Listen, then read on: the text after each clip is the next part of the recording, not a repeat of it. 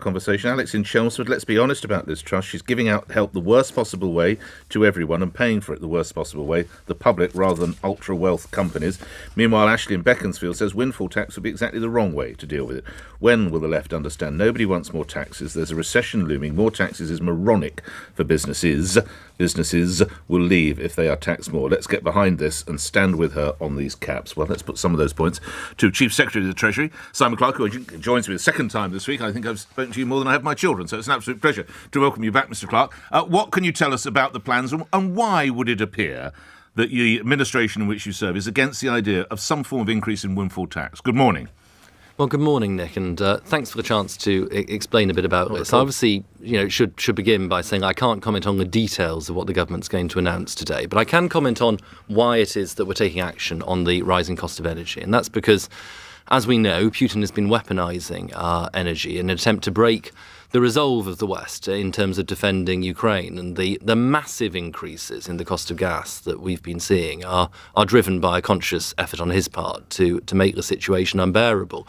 There is no question that what is set to come into effect in October and early next year, if we don't act, is not sustainable. And that's why the Prime Minister today will be setting out what is a lasting solution to this, because we've had many months where we've attempted to deal with this in bite-sized chunks, if you like, and that can't continue. We need to provide a solution that gives both comfort but also clarity about how we're going to deal with events over the course of the months and potentially a year or two ahead when gas prices remain very high. We're going to be acting in a way which I think will address this decisively and doing so in a way which is fair. And we can talk much more about how the way this is funded, okay. But the key principle here is that we cannot tax our way to the investment that we need to see in energy self-sufficiency in the North Sea. And that is at the heart of the Prime Minister's, if you like, economic framework for this decision. Your point about Putin's war in Ukraine is well made, but I refer you again to the idea of windfall tax. These are businesses that, I just remind you, you'll have these figures to hand, but it has been reported Treasury figures say they will make something in the region of £170 billion over 2 years. We have the bosses of one particular company, BP, saying it's a bit like a cash machine and we can't get out of the way of the cash. Why, Mr. Clarke? Why would you not look at some way of taking some money, some financial aid from those firms? Well, the first thing to say is that these firms are the people we're going to be absolutely relying on to deliver that next generation of North Sea oil and gas extraction on the route to energy self-sufficiency. And North Sea gas extraction is up by 26% by comparison to this time last year. That's great, but we need to go much, much further in getting new fields online. That is why we need these companies to be ploughing that investment into the North Sea. We cannot do what Labour would do, which is just tax.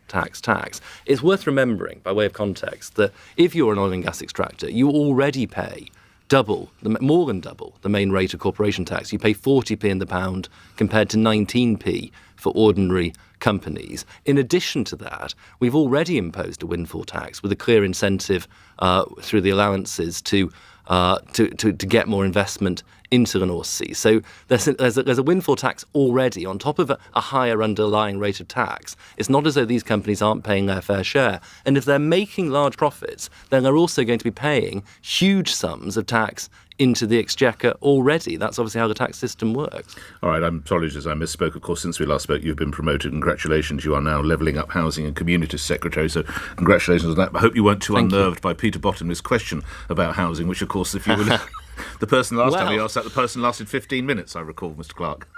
The reality is that, as Liz Truss set out in PMQs yesterday, we need to move away from the culture of top-down housing targets, which have done so much to poison the relationship between individual communities and government on the question of how we build the houses that we need.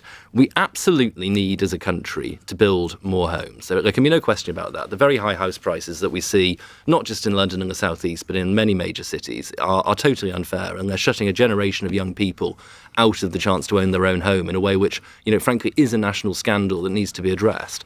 But we can't also be hammering communities with these targets in a way which as I say, leads to a very adversarial relationship from the get-go. We need to create some rational incentives to deliver the housing that we need where we need it. I'm going to be saying a lot more about that in the course of the weeks ahead. It's a priority for government, but so is also, candidly, providing reassurances for the communities like the ones referenced by Sir Peter about how we're going to do that and the protections that are going to be in place for them too.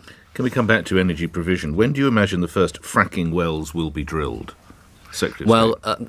The Prime Minister will be saying a lot more about this later this morning. But to be clear, consent lies at the heart of the energy policies that we're going to be setting out. We need to become more self-sufficient in energy, and whether that be through more renewables or through more gas extraction, we absolutely need the consent of communities before we can proceed. Because, again, as with housing, if you don't have that, then you end up in a very poisonous dynamic very quickly. So we are totally committed to our net zero target by 2050.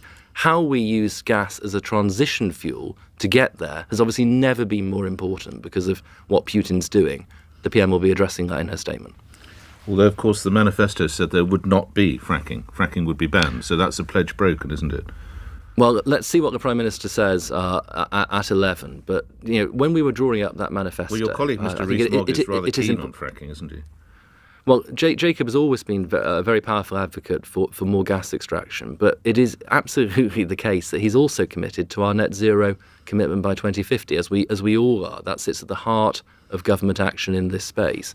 I think that what the Prime Minister is going to set out is very fair. As I say, it has consent at its heart, and we have literally a matter of about 3 hours before we hear more about it. And finally, as Secretary of State for Levelling Up, what do you hope you can achieve in the 2 and something years that you are in position for the people of Middlesbrough South and East Cleveland and Redcar and Sedgefield and else to actually show real progress in levelling up? There is a sense, and I was at the hustings in Leeds, as you might have known, the first one that they did, there is a sense it was all talk, Secretary of State, and no do. Well, if that's the perception, then it's our job to counter it. But on Teesside, that is not the case, because we've got our new Freeport, which is now live, and there's the new. Nick, if you ever want to come up to visit the Teesworks site in Redcar, which is a former SSI steelworks site, I can take you there with our Mayor Ben Houchin and show you what is genuine.